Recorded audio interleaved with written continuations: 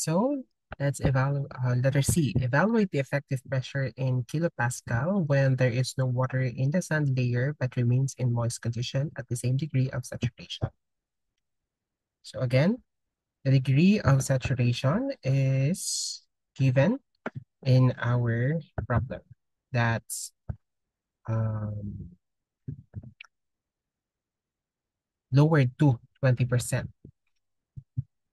And that means when we have the same degree of saturation, that is 0.2, our gamma moist will be the same as earlier, that is 18.8 kilonewton per cubic meter. In solving this, again, when unsaturated soil, that is just the total pressure is equals to gamma moist times the height.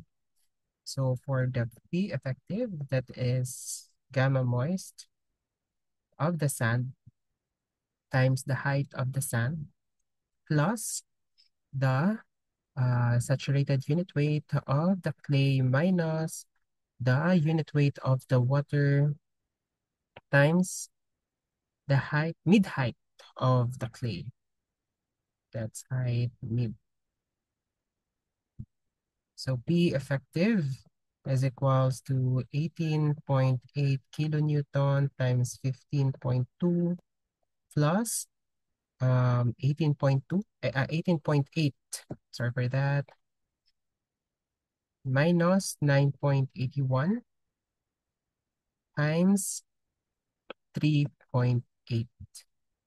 So let's calculate here by using our calculator. That's 18.8 times 15.2 plus 18.8 minus 9.81 times the height, mid height of our clay.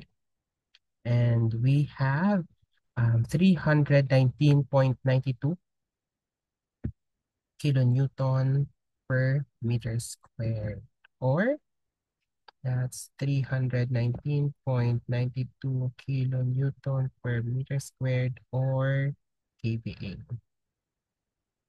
So our answer here is letter A.